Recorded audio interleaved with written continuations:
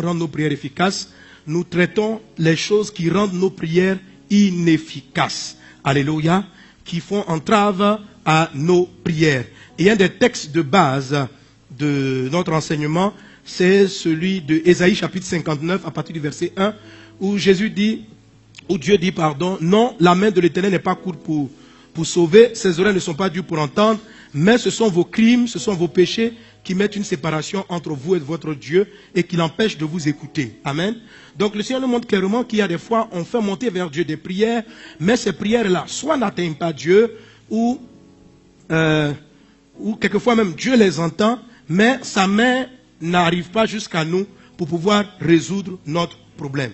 Et ce texte d'Ésaïe 59 est très riche parce qu'à l'intérieur, il décrit plusieurs effets qui montrent que la prière est inefficace. Il dit par exemple, Dieu envoie la faveur, mais tu es attaché et tu n'arrives pas à te déployer pour aller prendre la faveur. Donc ça c'est le cas de certaines personnes qui ont été exaucées, mais qui sont liées et ne peuvent pas aller prendre l'exaucement. Amen. Donc il y a certaines prières qui ont des réponses favorables, mais toi, à qui Dieu a répondu favorablement, tu es comme attaché, tu ne peux pas aller saisir la réponse de Dieu. Et les types d'attachement, plusieurs péchés peuvent causer ce blocage. La majorité d'entre eux, ce sont les péchés des lèvres. Amen. Alléluia. Un des péchés qui retient le plus en arrière, c'est les paroles non tenues, non respectées. Et là, il ne s'agit pas du diable ou de Dieu même qui refuse, mais il s'agit simplement des personnes à qui on a promis, qui sont capables d'influencer notre capacité à saisir les promesses de Dieu. Quelqu'un est-il avec moi? Amen. Alors, Ésaïe 59 décrit beaucoup de situations. Il dit on peut être coincé dans un filet. Il dit à un moment donné aussi, c'est comme si tes prières ne montent pas dans le sens comme si Dieu était sourd. Dieu était sourd. Et le péché qui donne l'impression que Dieu est sourd. En fait, ce n'est pas que Dieu est sourd. C'est que le sang de certaines personnes, l'âme, crie contre un méfait qu'il a subi. Donc, quand l'âme crie, la Bible dit que le son de la voix, comme la Bible dit, le sang de Abel crie fort. Donc, quand le sang de quelqu'un crie, et que toi tu pries dans ce sang-là qui crie, amen, qui crie, ta voix n'est pas perceptible par Dieu. Et là, c'est tous les péchés de meurtre, de calomnie qui causent ce genre de problème. Amen. D'abord, donc, quand tu es dans cette situation, la bénédiction même n'arrive même pas parce que Dieu ne t'entend pas. Quand il entend tous ceux qui t'accusent, tous les gens qui sont blessés parce tu as dit ceci contre eux, tu as dit ceci contre, etc., etc. Amen. Parlant du péché de la calomnie, pour expliquer, il y en a qui même, il dit parce que comme tu as dit, on ne calomnie pas là. Comme tu as dit, on ne calomnie pas. Ce n'est pas moi qui ai dit. C'est la Bible qui dit. Voilà, sinon il dit, comme tu nous as dit, j'ai vu 2-3 personnes qui m'ont parlé comme ça. Ça veut dire que où ils sont là, ils cherchent une occasion de calomnier. C'est pas bon. C'est pas le pasteur qui a dit, c'est la parole de Dieu, on l'a lu. Mais voilà quelle est l'attitude à avoir. La Bible est claire. Si tu as quelque chose contre ton frère, ou ton frère a quelque chose contre toi, la Bible dit, va le voir. Et on a lu dans le livre, le texte qui on parlait de la calomnie, la Bible dit, va voir cette personne, va la voir, et puis fais-lui directement, dis-lui directement ce que tu reproches. Ne prends pas l'information que tu as entendue, d'elle te dire ce que tu veux, et puis tu commences à en parler aux autres. C'est ce qu'on appelle répandre la calomnie. Tu vas voir la personne. C'est ce que la Bible te dit. Si ton frère a péché, va et reprends-le entre lui et toi. Ça reste d'abord entre vous deux. Dès l'instant où il a un tort et que tu commences à parler de cela aux autres personnes, tu rentres dans la calomnie. Parce que qu'est-ce que tu veux que ceux à qui tu donnes l'information fassent vis-à-vis de cette personne? Tu ne lui donnes pas l'opportunité de corriger son erreur. Et déjà, tu en parles aux autres. Quel est l'objectif? C'est pourquoi il dit, si ton frère a péché, va et reprends-le. C'est entre vous deux. Donc, tant que tu n'es pas parti lui parler, évite de dire cela à d'autres personnes. Parce que tu ne crées rien, tu ne fais rien de bon. Les gens ne vont pas prier pour lui, ils ne vont pas l'aider. Et tout ce qui sera dans leur esprit, c'est une mauvaise image et une mauvaise idée de cette personne. Et pour Dieu, c'est grave. Parce que si la personne se répand et que son péché lui est pardonné, les autres vont porter un péché parce que chaque fois qu'ils vont le voir, ils vont avoir une mauvaise idée de lui. Ils seront en train de le juger. Ce frère-là, c'est un faux frère. Ce frère-là, voilà ce qu'il a fait. Hier, il a menti à un tel. Hier, il a fait ceci. Et pendant que tu remises dans ton cœur, toi, tu pêches parce que Dieu lui a pardonné. Entre le moment où tu as raconté, peut-être qu'il s'est rendu compte, il a demandé à Dieu pardon. Et c'est pourquoi la Bible dit, tu vas éviter de porter. Hein, il dit, tu vas éviter de calomnier parce que tu vas te porter, tu vas te charger d'un péché. Donc, il y a des gens qui sont chargés des péchés. Oui, le pasteur, il a dit ça, mais il s'est rendu compte et puis il a demandé pardon à Dieu. Et toi, tu te charges, oh, Dieu a fini avec ce problème depuis longtemps. Quelqu'un est avec moi? C'est pourquoi, c'est comme ça on traite la calomnie. On parle directement à la personne. Tu n'as pas accès à elle, tu lui écris. Tu dis, il faut que je parle. Voilà. Et tu parles directement avec elle. Si la personne ne se répand pas, c'est là la Bible dit, tu prends une deuxième personne, vous venez lui parler. Amen. Et si elle ne veut pas changer, tu parles au responsable de l'église. Voilà. Mais tu ne te mets pas derrière pour dire, lui là, André je l'ai vu dans un carrefour, noir la nuit. Ça, c'est un gars vu dans l'impudicité. Et puis tu viens, tu fais des insinuations. Pasteur, prie bien tes collègues là. Prie bien. Il faut prier. Mais Dieu a fait que toi, tu as vu pour pouvoir aider ton frère. Si Dieu voulait que le pasteur voie, le pasteur aurait vu, mais le pasteur n'a pas vu. C'est toi qui as vu. Donc tu es déjà responsable. Va voir la personne, tu dis, mon ami, je t'ai vu hier à 3 heures, je connais ma voiture, tu es sorti d'une maison là, avec une dame. Frère, est-ce qu'il y a quelque chose? Bon, il va te dire non, il n'y a pas eu de chute quoi. En tout cas, on a prié tardivement. Tu dis mon frère, je ne sais pas si c'est vrai, mais si c'est vrai que tu as péché, répands-toi. Et même si c'était une circonstance imprévue qui vous amène à rester tardivement, il ne faut plus jamais faire ça. Parce que tu deviens une pierre d'achoppement pour d'autres personnes. C'est toi qui te sors à l'église, tu diriges. Tu imagines le nombre de gens qui viennent, qui t'écoutent. Celui qui te voit descendre à 2 heures du matin de cette maison. Qu'est-ce que tu l'exposes au péché? Parce que tu veux qu'il soupçonne? Toi, tu peux pas être là en tant qu'un chrétien. Tu prends la Bible, c'est toi qui reçois tout le monde. Et à 23 heures, tu marches seul à une seule dans la rue. Mais tu veux que les gens pensent quoi? Donc tu les fais pécher, même si toi-même tu n'as pas péché. Donc répands-toi de faire pécher ton prochain. Amen. C'est pourquoi évitez de vous tenir dans des postures qui sont des pierres d'achoppement pour les autres. Voilà. Il y a des heures, on marche pas, tu es là, tu attrapes la soeur, c'est pas ta fiancée, vous êtes là, dans la même marché. Mais tu encourages les gens à calomnier. Je ne justifie pas la calomnie. Celui qui voit doit lui parler. Mais toi aussi, tu dois te repentir parce que tu es une pierre d'achoppement. Quelqu'un est-il avec moi? Quelqu'un est-il avec moi? Amen. Amen.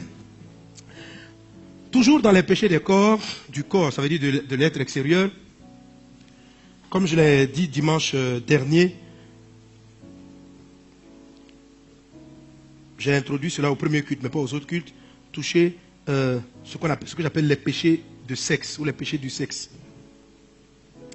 1 Thessaloniciens chapitre 4 verset 3 dit ceci: ce que Dieu veut, c'est votre sanctification, c'est que vous vous absteniez de l'impudicité. Ce que Dieu veut, c'est votre sanctification, c'est que vous vous absteniez de l'impudicité. Alors, dimanche dernier, je crois au premier culte, j'ai introduit ce soir en disant, dans le livre de Jean chapitre 10 verset 10, la Bible présente Satan comme étant un voleur. La Bible présente Satan comme étant un voleur. Et je vous ai fait la remarque suivante. Satan, en tant qu'esprit, ne vole pas l'argent, ne vole pas la voiture. Il ne fait pas prendre ces choses matérielles-là. Si la Bible présente le diable comme étant un voleur, de quel genre de vol, quel type de vol fait-il? Qu'est-ce qu'il subtilise? Qu'est-ce qu'il vole? Du moment qu'il est un esprit, et un esprit ne peut pas subtiliser une voiture. Si Satan est un voleur, ça veut dire que ses méfaits de vol, il les fait dans le monde spirituel.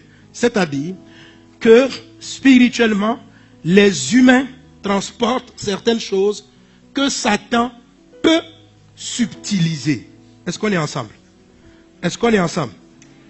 Satan peut subtiliser. Il est un esprit et s'il vole, il ne peut voler que dans le domaine des esprits, dans le domaine spirituel. Et c'est là qu'il prend certaines choses.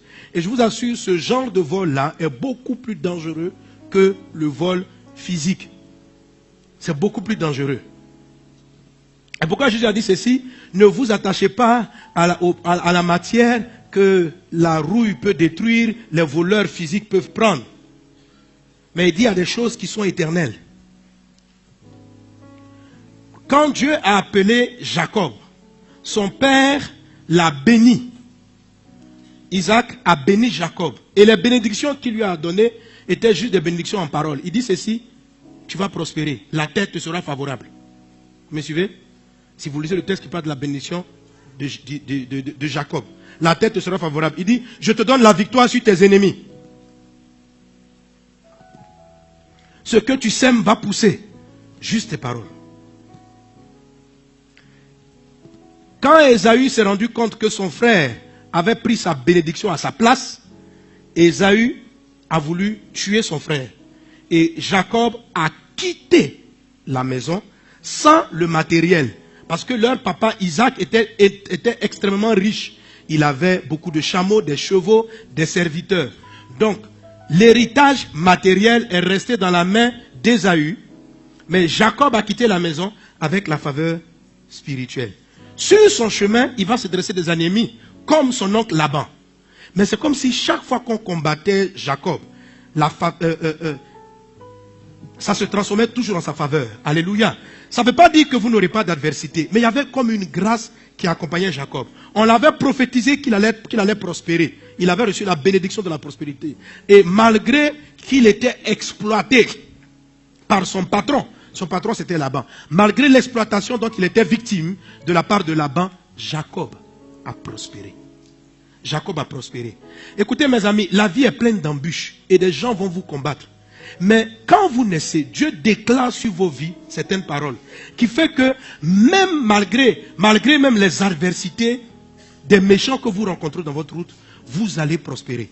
Quand la bénédiction du Seigneur est sur votre vie, quand Dieu a parlé sur ta vie, les ennemis ne peuvent pas arracher. C'est ce que les gens ont tenté de faire avec Jacob. Son oncle lui vole les brebis. Mais Dieu transforme tout cela et s'enrichit davantage. Donc, on peut voler ton argent, mais on ne peut pas voler la parole que Dieu... Un homme peut voler l'argent, mais ne peut pas voler la parole que Dieu a prononcée sur ta vie. Si Dieu prononce une parole dans ta vie, toute adversité sera transformée en ta faveur. Amen. Jacob et Ésaü se sont bagarrés, pas pour la matière, mais pour une parole. Parce qu'ils avaient compris la valeur et l'importance des paroles. Les frères de Joseph ont essayé de tuer Joseph. Ce qu'ils ont fait, ils ont été jaloux de la chemise. Ils lui ont enlevé la chemise, la tenue de plusieurs couleurs que son père lui avait faite. Ils ont pris cela, mais ils n'ont pas pu arrêter la faveur qui était sur la vie de Joseph. Donc, malgré que Joseph soit esclave chez Potiphar, dans la maison de Potiphar, il a prospéré. De la maison de Potiphar, on a essayé de le casser et on l'a envoyé en prison. Lisez le texte. En prison, il était le chef des prisonniers. Pourquoi? Parce qu'il y avait un manteau sur lui. Et au temps marqué de Dieu, il est ressorti, il est devenu premier ministre. Qu'est-ce qui était sur sa vie? Une parole que Dieu avait prononcée. Quelqu'un est-il avec moi? Quelqu'un est-il avec moi? Amen.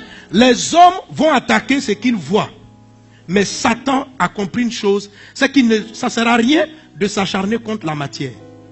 La vraie force d'un homme, ce n'est pas sa voiture, ce n'est pas sa maison, ce n'est pas ce que tu vois. C'est ce qui combat pour lui dans l'invisible. C'est ça sa vraie force. Amen. C'est cette chose-là qui lui ouvre des portes. C'est cette chose-là qui l'amène à avoir de bonnes relations. C'est cette chose-là qui favorise son chemin. C'est cette chose-là qui fait que quand deux personnes s'asseyent et déposent leur dossier, son dossier sera pris. Quelqu'un est-il avec moi? C'est ce qui combat pour vous. C'est ce qui vous conduit dans l'invisible. Et ce dont le diable a peur, c'est justement de cette force invisible qui conduit votre vie. Quand la Bible dit que Satan est un voleur, en fait, il cherche à prendre et à annihiler cette faveur. C'est ce qu'il va viser.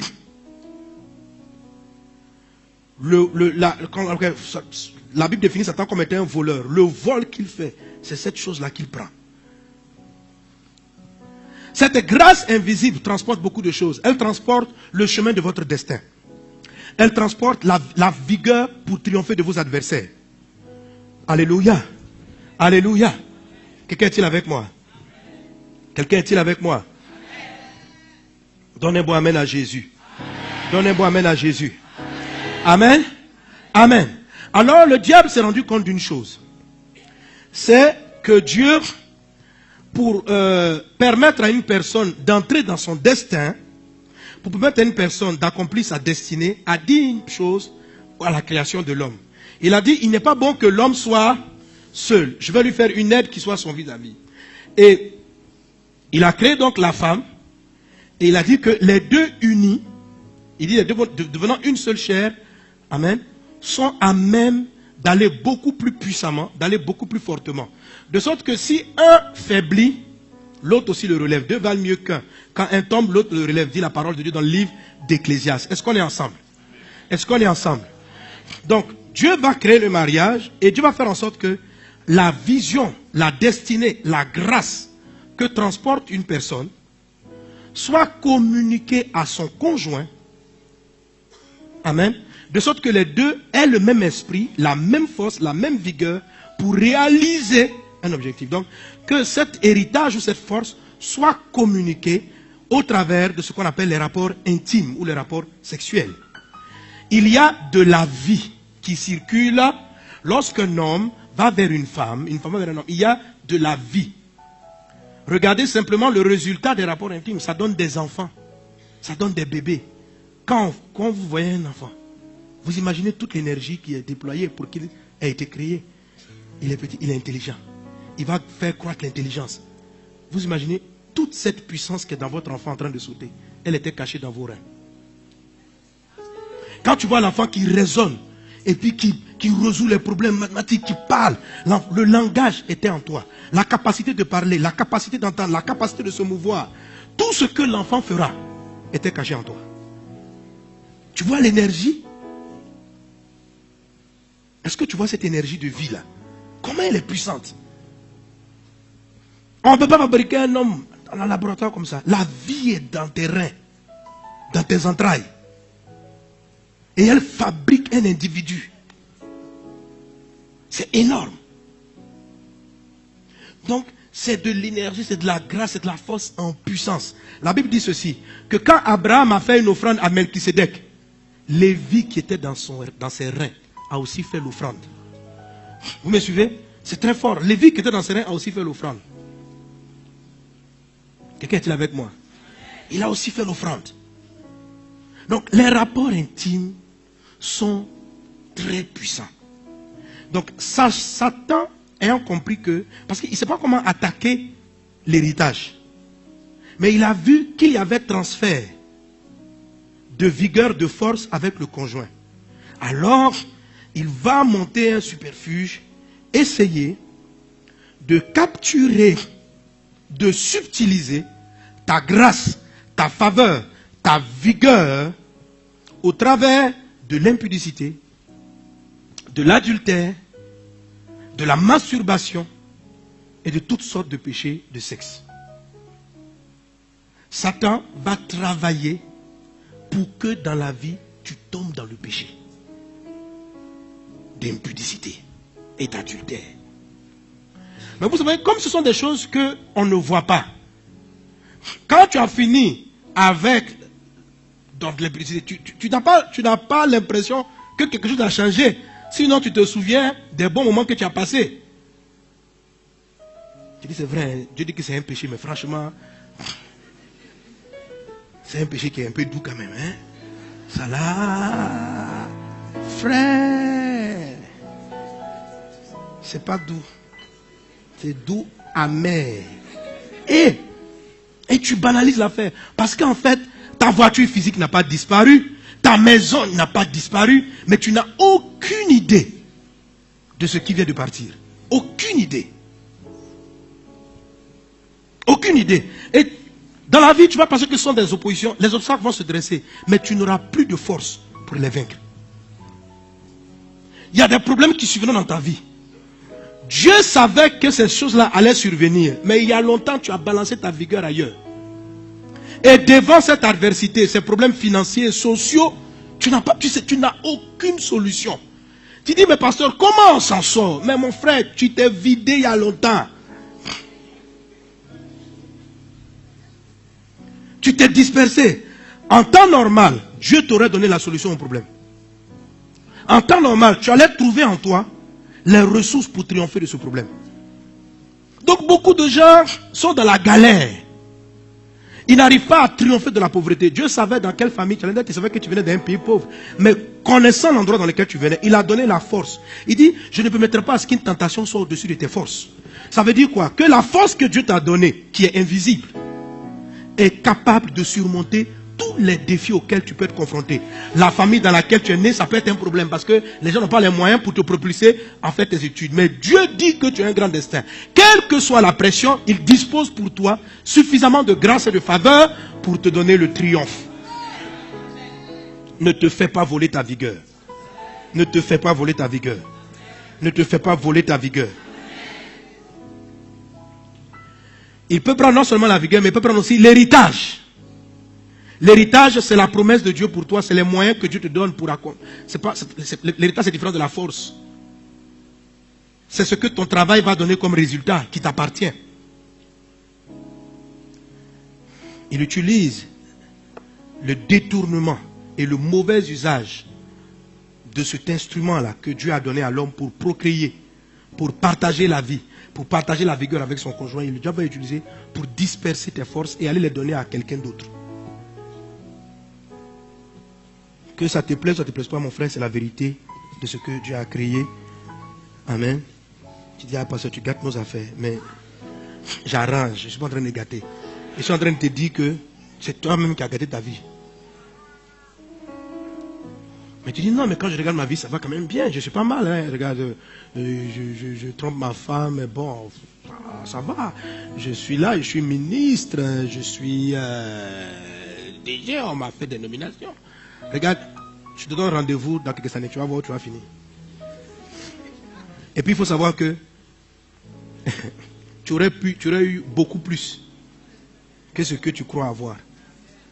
Mais toutes ces choses-là, c'est-à-dire que malgré que ça t'ait épuisé là, regarde où tu as pu arriver.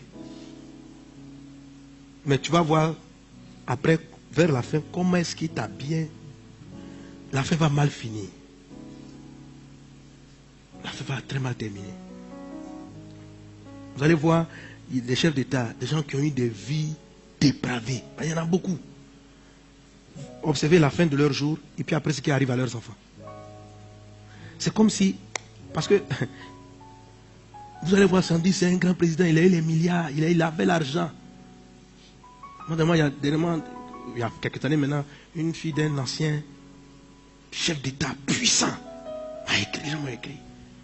Mais puissant, mais ce monsieur-là, les femmes de ses ministres, tout le monde, il tirait partout. Sa famille, d'abord lui-même, il a fini misérable en exil. À un moment, on le nommait comme un des hommes les plus riches au monde. Misérable, Satan l'a vidé. Son énergie est partie comme ça.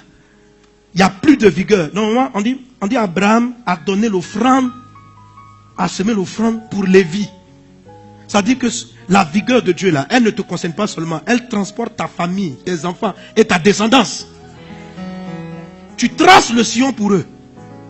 Et les enfants aujourd'hui, tous leurs biens ont été confisqués parce que papa étant très puissant, il n'a jamais pris le temps même, il ne s'est même pas rendu compte que quand il a acquis des choses, il n'a pas mis le nom de ses enfants. Les avocats, les trucs, chacun s'est servi. Ça c'était pour mon papa, on dit, hey, mon frère, maintenant, la galère, les problèmes, et lui-même il a fini malheureux. En plus, maintenant, si tu vas dans le péché, tu ne vas pas au ciel. Donc de l'enfer, là même, tu vois ta famille, puis tu pleures encore. Tu dis, mais j'ai fait quoi? À quoi ça m'a servi toutes ces années? Dis à un voisin, c'est pourquoi la Bible dit, fuis l'impudicité. Dis à ton voisin, fuis. Il faut fuir, hein, poussière.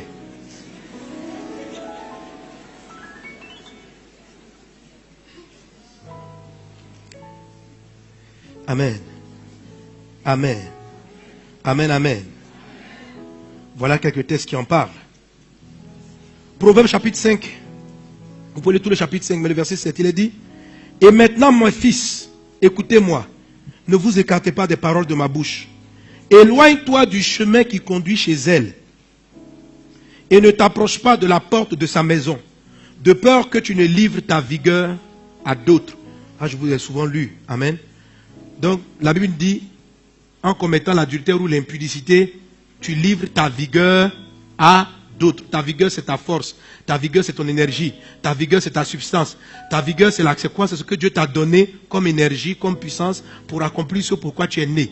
Et cette vigueur-là, tu la livres à d'autres en allant chez celle qui n'est pas ta femme. Ou en allant vers celui qui n'est pas ton mari.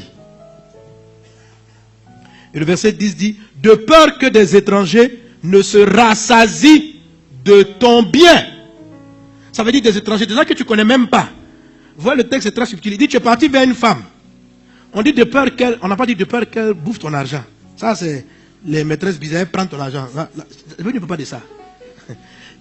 Il commence, il dit d'abord, ne va pas chez elle au singulier. Il parle d'une personne. Et puis il dit, tu livres ta vigueur à d'autres, au pluriel. Et puis il dit, des étrangers vont manger toi ton bien. Il y a des biens que tu t'as donnés. Des gens vont... Ça veut dire, vous savez, il y a des gens qui prospèrent, pas parce qu'ils sont intelligents, mais parce que c'est pour toi là. Tu le vois, tu dis, lui là, il est bien, mais c'est parce que tu es parti avec une fille. La fille est partie avec lui. Donc quand la fille t'a sucé, elle est partie dormir avec le même monsieur. Le monsieur aussi l'a sucé. Quand le monsieur, il a vidé, donc le gars subitement, il prospère. Mais ça ne va pas aller loin parce que lui aussi, on va le vider. Non, tu dis, mais ce gars-là, dans la vie, il réussit, hein? Mais c'est ta réussite qui est dans sa maison. C'est ta réussite. Les chaises, les voitures qu'il sort, elles étaient à toi. La Bible dit, de peur que des étrangers se rassasient de ton bien. Ils mangent, ils sont dans ton argent. Toi, mais tu ne sais pas. Tu dis, mais le gars, on a commencé ensemble. Mais dans ensemble, au lycée, là, vous partez avec la même fille. C'est pour toi qu'on a pris. Or, lui, pour lui, il n'y avait pas beaucoup de puissance. Donc, quand tu as subtilisé, tu n'as rien, il est bon aussi. De peur que les étrangers ne se rassasient de ton bien et du produit de ton travail dans la maison d'autrui.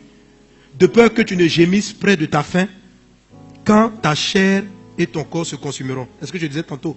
De peur que tu ne gémisses près de ta faim. C'est-à-dire, vers la fin, tu vas commencer à te lamenter. Parce que tu n'as plus de vigueur pour te conduire jusqu'au bout. Quand ta chair et ton corps se consumeront, ça parle de la vieillesse. Et que tu ne dises comment est-ce que j'ai pu haïr la correction, etc. Proverbe 2, verset 16. Bon, Dieu dit la parole, il dit là, pour te sauver de la femme étrangère, de l'étrangère qui use de paroles flatteuses, qui abandonne le guide de sa jeunesse et qui a oublié l'alliance de son Dieu. Car sa maison penche vers la mort et ses chemins vers le trépassé.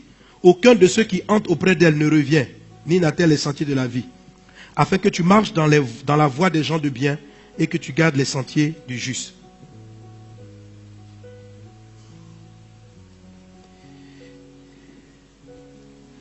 Proverbe chapitre 7, verset 21, il dit, elle le détourna avec beaucoup de douces paroles, elle l'entraîna avec la flatterie de ses lèvres. Il est allé aussitôt après elle, comme le bœuf va à la boucherie et comme le cep sève à l'instruction du fou, jusqu'à ce que la flèche lui transperce le foie, comme l'oiseau se hâte vers le piège et ne sait pas qu'il y va de sa vie. Maintenant donc, fils, écoutez-moi et soyez attentifs aux paroles de ma bouche. Que ton cœur ne se détourne pas vers ses voies et ne t'égare pas dans ses sentiers, car elle a fait tomber beaucoup de blessés et ceux qu'elle a tués sont très nombreux. Ce sont les voies du Sheol, c'est-à-dire de l'enfer, du trouble. Ce sont les voies du Sheol que sa maison. Elles descendent dans les chambres de la mort. Satan a tenté d'utiliser cette arme avec Abraham. Il a envoyé, permis par sa femme, il a envoyé Agar. Donc les sœurs, amen, n'envoyez pas Agar dans votre maison. Comment on envoie Agar? Si tu te refuses à ton mari, tu le tentes, tu lui donnes envie, tu le prouves d'aller à l'étranger. La Bible dit ceci, la Bible dit à Abraham, il dit chasse Agar et l'enfant, sinon elle va prendre l'héritage. Elle allait prendre l'héritage d'Abraham. Et je vous dis, même une partie de l'héritage d'Abraham est rentrée en Ismaël. Ismaël, c'est qui? Toute la prospérité des peuples arabes. Ça vient de la puissance qui était en Abraham. Abraham est l'ancêtre de tous les Arabes. Donc tous ceux qui sont dans les zones pétrolifères, toute leur prospérité C'est parce qu'Abraham transporte un héritage, on dit le père de la foi. C'est-à-dire Dieu a mis dans Abraham une telle énergie sur ses descendants, plusieurs générations. Et il a eu une aventure avec une femme qui n'était pas la sienne. Il lui a balancé quelque chose, la puissance, et la puissance est venue chez Ismaël. Ismaël est le père donc, de tous les peuples arabes et par conséquent aussi de l'islam. C'est pourquoi c'est très difficile de les arrêter. Ils ont la puissance que Dieu avait léguée à Abraham. En tout cas, ils ont une partie. Dieu dit à Abraham, il faut les vider. Parce que d'ici la fin de l'histoire, ce gars-là va tout prendre. Il dit, chasse la servante et le fils. Mon ami, chasse l'adultère, chasse la femme étrangère de ta vie. Ma soeur, chasse le mari qui n'est pas ton mari. On est en train de te vider. S'il ne veut pas te marier, il n'a qu'à rester là. Non, je t'aime, je te promets, je te promets. Frère, ma soeur, je t'ai dit, c'est toi que je vais épouser. On est déjà fiancés, Fuis-le. On te dit non, c'est pour prendre, c'est lui qui paye ton loyer. Mais c'est qu'il prend après ton loyer. Tu n'as aucune idée. C'est le loyer que tu veux, ce n'est rien par rapport à ce qu'on a puisé de toi. C'est lui qui paye ma maison. Ce n'est rien par rapport à ce qu'on t'a pris. S'il n'est pas là, je ne peux pas m'en sortir. C'est maintenant même que tu vas creuser ta vie. Tu vas t'en sortir comment? Juste un peu, tu vas rouler en voiture, habillé ainsi, faire le malin. Mais attends, tu vas voir. Tu vas voir comment ça va finir. Il peut prendre ta grâce, on peut te sucer ta faveur pour le mariage. Quand tu rentres dans ce genre de choses, vous allez voir les gens qui rentrent comme ça, ils ne se marient jamais. Finissent jusqu'à vieille femme. Sans mari. Mais on a pris ta faveur du foyer. Donc il suit ça et puis lui va utiliser ça maintenant sur les autres foyers. Dieu t'avait donné une grâce d'un foyer, la faveur d'un foyer, mais tu as vidé ton énergie. Parce que je ne sais pas, tout est lié à ton destin. Donc on ne sait pas qu'est-ce que les gens volent exactement. Est-ce qu'ils volent ton argent? Ils volent ton mariage? Ils volent... On ne sait pas. Ils volent ta capacité à reconnaître l'homme ou la femme de ta vie. En tout cas, quand le voleur rentre dans la maison, en tout cas, il vole. Maintenant, qu'est-ce qu'il va prendre? On ne sait pas. Ton mariage fait partie de ton héritage. On peut le prendre. On peut le prendre. Donc, tant que tu seras cette personne, tu ne peux pas découvrir l'homme ou la femme de ta vie. Tu vas rester comme ça pour un moment de plaisir, mais tu vas tout perdre. Il faut arrêter ça. Bousculer le voisin. Il n'est pas là-dedans, mais tu dis frère. Bien sûr. Il dit, je sais que tu n'es pas là-dedans, quoi, mais...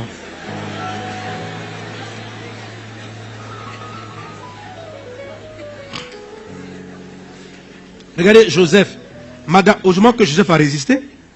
Satan, voyant que Joseph était en train de partir, quelle tentation lui a envoyé? Il lui a pas envoyé une tentation de l'argent. Il n'a pas envoyé tout ça contre Joseph. C'est qui l'a envoyé? Madame Potiphar. C'est-à-dire, la patronne va aller avec le boy. Le monsieur, il est boy.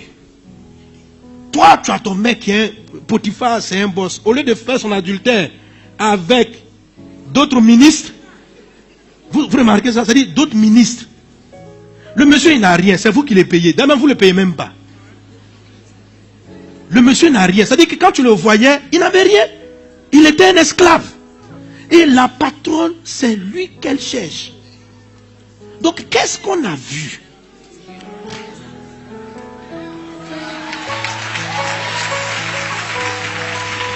Alléluia. Mais c'est son héritage qu'on voulait prendre. Parce que juste après ça, il est monté premier ministre. Si elle captait ça, elle, on allait peut-être la nommer. Pharaon allait se lever. Il a dit, ah bon, Madame Potiphar, vraiment, tu es bien. Hein? Viens, c'est toi qui vas diriger. Donc, la direction de l'Égypte, la capacité d'administrer. Elle voyait l'enfant dans son jeune âge, tout ce qu'il fait réussit. Il est efficace, il est esclave, mais intelligent, brillant. Il y a des personnes comme ça, durant leur parcours scolaire, les gens ont pris leur intelligence, ils n'ont pas fini leurs études à cause d'impudicité. Ils arrivent, toi, premier major de promotion major, tu arrives à un moment donné, tu ne comprends plus les matières. Mais on t'a pris ça. On t'a volé ton intelligence. Tu arrives à l'université, tu ne peux pas sortir de l'université. On dit, mon frère, quoi? On t'a volé en route. Tu es là seulement, non, c'est ma petite copine, ma petite fille du quartier. Frère, c'est là on vole. Les gens t'ont sucé. Et tu arrives à un moment donné, tout le monde cherche travail, toi tu n'as pas. On a pris ton héritage. Seigneur, ouvre-moi les portes du travail, du travail. On a pris ça, on a pris. Mais moi j'ai vu que je devais diriger des entreprises. Tu n'as aucune force pour faire commencer l'entreprise, aller jusqu'au bout. Aucune porte ne s'ouvre. On t'a sucé. Est-ce qu'on est ensemble? Est-ce qu'on est ensemble? Parce qu'il y a des choses que Dieu t'a déjà données avant que tu ne naisses. Dieu te les avait déjà données. La Bible dit que, amen, Dieu, il nous connaît d'avance. Il a préparé des choses d'avance. Il nous a donné la vigueur d'avance. Il nous a donné la grâce d'avance. Il nous a donné les faveurs d'avance. Elles sont là. C'est une énergie spirituelle qui nous accompagne, qui nous montre le chemin, qui facilite. Ce n'est pas qu'on n'a pas de combat dans la vie, mais quelle que soit l'adversité, on a des ressources pour pouvoir triompher d'elle. Et par l'impudicité, on peut tout perdre. En tout cas, c'est ce que la Bible décrit. Ce n'est pas parce que c'est un no-go. On a lu les textes ensemble et on le voit. On a voulu faire ça avec Abraham. On a fait ça avec Samson. On a eu Samson. Commencer à frapper les gens, on dit Samson, Samson. On a envoyé petite Delilah. Femme petite, mince. Lui, il est baraclé, il frappe tout le monde. Elle le prend, lisez la Bible. Là, à cause du temps, je n'ai pas le temps de lire le texte. Elle le prend, le couche sur ces trucs. Il est heureux. Il se croit au ciel. Elle le caresse. Mon homme. Oh, Samson. Samson. Il a vendu son secret. On a coupé ses cheveux. Sa force est partie. Les gens qu'il pouvait vaincre sont venus, ils l'ont vaincu. Ils lui ont cassé les yeux. Le grand Samson. Élisée, sa vie. Lorsque ses cheveux ont repoussé, ce n'est pas les cheveux. Il a demandé pardon à Dieu. Il s'est repenti. Il dit, pourquoi j'ai fait ça? Et Dieu dit, je te fais grâce. Il dit, non, le que lui ne mérite pas de vivre. Et puis, donc il a cherché, il les a cassés. Il a cherché les colonnes. Dieu lui a redonné la vigueur. Et il a cassé les colonnes. La maison s'est écroulée. Ça a tué tous les princes. C'est-à-dire, ce jour, Dieu lui a fait grâce. Il a tué plus de personnes ce jour-là que de tout ça, de tout ce monde. Dieu lui a fait grâce. Oui, mes amis, Dieu fait grâce quand on se répand. Dieu redonne ce que tu as perdu. Dieu fait grâce. Lorsqu'on se répand de l'impudicité, je mets l'impudicité, je mets la masturbation. La masturbation, il y en a qui pensent que ce n'est pas un péché. Genèse chapitre 38, versets 6 à 10. Il a dit, Judas prit pour Er son premier-né, une femme nommée Tamar. Er, premier-né de Judas, était méchant aux yeux de l'Éternel, et l'Éternel le fit mourir. Alors Judas dit à Onan, va vers la femme de ton frère, prends-la comme beau-frère et suscite une postérité à ton frère. Onan, sachant que cette postérité ne serait pas à lui, se souillait à terre. Quand on dit se souillait à terre, tu vois, se souillait à terre lorsqu'il allait vers la femme de son frère, afin de ne pas donner de postérité à son frère. Ce qu'il faisait déplu à l'Éternel, qui le fit aussi mourir. Donc il est mort avant son temps. Quand on dit se souiller à terre, vous comprenez, non? Voilà. En fait, c'est la masturbation. Pour perdre toute la vigueur, et quand il allait vers la femme de son frère qui était décédé, c'est leur tradition, il ne pouvait plus lui donner, elle ne pouvait pas tomber enceinte. Et ce qu'il a fait n'a pas plu à Dieu. Et lui-même il est mort. Donc, éviter, ça c'est la masturbation. Parce qu'on perd la vie, c'est-à-dire des potentiels enfants, on les jette quelque part. Et deuxièmement, la masturbation est un péché parce que ça veut dire que tu commets l'impudicité dans ta tête. Parce que tu imagines des choses. La Bible dit celui qui regarde une femme et qui la convoite a déjà commis adultère avec elle. Donc il faut que Dieu te délivre de toutes ces choses-là. Est-ce qu'on est ensemble? Ça ne nous plaît pas, mais ça nous explique un peu ce qui se passe dans notre vie. Vous comprenez? Il est mieux de connaître la vérité pour t'en sortir que de te tromper, de vivre toi-même dans des faux mensonges là, qui te blaguent et puis tu as tous les problèmes. Oh, tu es quelqu'un de grande destinée. Tu es quelqu'un qui va aller très loin. Alléluia. Alléluia. Alléluia. Mais toutes ces choses, comme j'ai dit tantôt, c'est du vol que le diable fait contre notre vie. Satan nous vole. Mais Dieu dit, si tu as péché, que tu te répands, il te pardonne. Il pardonne. Il pardonne. Amen. Donc la repentance, si tu commets la Bible, la Bible dit celui qui avoue et qui délaisse. Pourquoi Dieu fait qu'on revient sur les péchés? C'est pour qu'on comprenne que quand Dieu nous dit de ne pas pécher, là, ce n'est pas pour lui-même son plaisir. Que tu pêches pas, ça ne fait rien à Dieu. Ça ne va pas le faire descendre de son trône. Donc, si c'était aussi banal que c'est parce que lui, ça l'énervait, simplement. Si c'était juste parce que ça l'énervait, il n'aurait pas besoin de te parler autant. Dieu, tu ne peux rien faire contre Dieu. Aucun péché ne vient blesser Dieu. Mais tous les péchés te détruisent toi-même. Et ce n'est pas juste que tu vas dire non, je vais vivre. Juste quand j'ai senti que maman va s'approcher, maman va s'approcher, je vais bien me repentir. Dieu est bon. Il pardonne. Il pardonne. Donc je pêche un peu, après je me repens. Je pêche un peu. Tu te vides. Tu te vides. Tu compliques ta vie. Tu compliques ton destin. Tu compliques ta destinée. Tu compliques ta vie. Pour rien. Tu crois que tu manges, mais tu es en train de te détruire. Et non seulement cela, tous ces péchés-là font que tu rates le but de ta vie. Et tu peux même pas, quand tu as ta mort, tu ne seras pas sauvé. Donc il faut te repentir, pas simplement confesser, mais délaisser. Délaisser. Il faut parler à Dieu sincèrement. Il faut reconnaître. J'ai dit que quand on ne connaît pas Jésus, lorsqu'on se repent, Dieu il nous fait un péché, il nous pardonne en gros. Un paquet de pardon. Tu en as tellement commis avant de connaître Christ. Oh Seigneur, je ne te connaissais pas, donc je te donne ma vie. Maintenant, ça c'est le mardi dernier, j'ai lu ce texte. Amen. La Bible dit que quand nous sommes déjà en Christ, si on a péché, on doit aussi se repentir. Mais il faut comprendre qu'il faut avouer.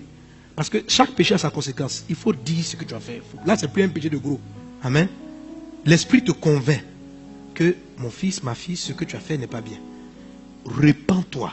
Amen. La grâce du Seigneur sera là. Elle va te pardonner. Elle va te pardonner. Dieu va te pardonner. Dieu va te renouveler. Alléluia. Et comme Satan a volé, Proverbe chapitre 6, je crois, verset 30 dit ceci. Si on surprend un homme en train de voler, il doit restituer 7 fois. C'est pourquoi tous les péchés qui sont partis par le vol du diable. Amen, je crois que c'est 6,32, j'ai oublié la référence. Bon, je l'ai quelque part ici, mais à cause du temps. Là, comme vous l'avez pas, moi.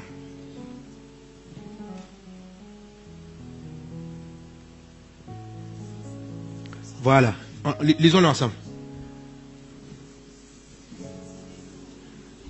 Si on le trouve en part du voleur, il fera une restitution au septuple. Il donnera tout ce qu'il a dans sa maison. Amen. Donc, ce genre de péché, si vous vous repentez, si tu te repens, si tu confesses ton péché, le Seigneur va nous pardonner, va te pardonner. 1 Jean 1,9 dit ceci. Si nous confessons nos péchés, il est fidèle et juste pour nous les pardonner et pour nous purifier de toute iniquité. Amen. Donc, Dieu pardonne l'impudicité, mais en plus, il te lave toutes les souillures que ça entraîne dans ton corps. Parce que n'oublie pas, il y a échange avec le conjoint. Avec pas le conjoint, mais avec la personne. Donc, il y a des impuretés que tu reçois, tout cela, Dieu va te laver. Le mot purifier veut dire laver. Il va te laver. Mais il faut que tu confesses, il faut que tu avoues, il faut que tu délaisses. Il va te confesser, il va te laver, il va te pardonner. Amen. Amen. Donne un bon amen à Jésus. Et une fois que le pardon a pris place, Proverbe 6, 30, 31 exige la restitution. Parce que c'est ton héritage. Ce sont tes biens. Quelqu'un est avec moi? Ça n'appartient pas à celui qui est en train de vivre avec ta richesse. Ça n'appartient pas à celle qui est en train qui t'a sucé, qui est en train de vivre avec ta vigueur. C'est ta vigueur, c'est une chose qui t'a été donnée pour ton destin. Donc Dieu va te pardonner, c'est certes, mais il faut que la chose revienne. Il faut que la vigueur revienne. Il faut que la grâce soit restituée, parce que ta vie continue. Amen. Tu ne peux pas vivre sans ça. Tu ne peux pas dire, bon, c'est fini, Dieu m'a pardonné. C'est ce qui fait la différence avec le péché de l'impudicité. Les autres sont des actes. Je prie, je coupe la chaîne, je suis délié, je peux aller prendre ma bénédiction, je me confesse, j'ai critiqué, voilà. Mais l'impudicité, ou l'adultère a enlevé des choses de notre vie. Donc il y a des choses qui sont parties, pas chez Dieu, mais chez des tierces. Il y a des choses qui sont parties de notre vie. Donc il ne faut pas seulement se repentir. Se repentir, c'est le pardon du péché. Se repentir, c'est la purification. il faut exiger la restitution. Tu dois récupérer ton intelligence qui est partie. Tu dois récupérer ta vigueur qui est partie. Tu dois récupérer ton héritage qui a disparu. Tu dois les récupérer. Il faut que tu les ramènes dans ta vie, dans le nom de Jésus. Et il ne faut pas les ramener en une fois. Parce que tu as perdu du temps. Donc il faut que ça vienne au septuple. Vis ton droit spirituel correctement. Quand tu vas prier dans l'espace, ça va t'accuser pour dire non, j'ai été volé, c'est fini. Maintenant c'est pour moi. Ce n'est pas à lui. L'héritage qui n'appartient pas à une personne ne peut jamais lui appartenir. Ta vigueur, c'est ta vigueur. Amen. Amen. Tu as fait une erreur, tu as péché par ignorance, par négligence, c'était une erreur. On a tous péché, on a tous commis des erreurs. Donc ne tombe pas dans une culpabilité où Satan va venir t'accuser tout le temps. Je dis tu as péché, c'est fini, on ne peut plus rien faire. On peut faire quelque chose. Satan c'est un menteur. Il va te mentir. Crois dans ce que Jésus t'a dit. Il dit, si tu confesses, il pardonne. Donc il faut croire. Est-ce que tu crois? Est-ce que tu crois? Donc crois dans le pardon de Dieu. Crois dans la miséricorde de Dieu. Crois dans ce qu'il te lave et ton corps n'est plus souillé. Mais maintenant que ton corps n'est plus souillé, quand même, le voleur a gardé ta force. Ok? Il faut aller récupérer ta force. C'est pourquoi il dit, si on surprend le voleur, même s'il a volé pour sa propre fin, il va rendre ça 7 fois. 7 fois. Ça veut dire, alléluia, que si tu réclames bien, il ne faut pas réclamer une fois. Si tu réclames bien, tu vas avoir 7 fois plus de force. 7 fois plus d'héritage. Bon, donc, il ne faut pas aller pécher pour chercher à avoir 7 fois. Parce que si tu pêches volontairement, c'est qu'il n'y a pas de repentance. Voilà. Mais tout ce qu'on a perdu, tout ce que tu as pu perdre, amène cela à la restitution. Et tu vas te rendre compte d'une chose. Une fois que ce péché-là est traité, par la grâce de Dieu, ton chemin sera beaucoup plus clair. Ta voix sera... Non, mais la vigueur va revenir. Je n'ai pas dit que tu n'as pas d'ennemis. Je n'ai pas dit qu'il n'y aura pas d'adversité. Mais je dis que les choses vont s'accélérer en bien, en grâce dans ta vie. Et ça va venir 7 fois plus vigoureusement. Alléluia. Donc, certains se sont repentis des péchés passés et ils sont aujourd'hui, par la grâce de Dieu, vivent la sainteté, mais ils n'ont pas fait, ils n'ont pas usé de... Ils n'ont pas réclamé la restitution. Si tu ne demandes pas la restitution, le voleur va se promener à ton affaire. Quel que soit l'endroit où c'est parti, même si le gars est jusqu'au pôle Nord, mon frère, tout est dans l'esprit. Ramène dans ta vie les choses que tu as perdues dans le nom de Jésus. Il faut user de la loi de la restitution dans le nom de Jésus. Sur ce, nous allons nous lever. Alléluia. Nous allons nous lever. Donc, celui qui vit même dans la sainteté, restitution.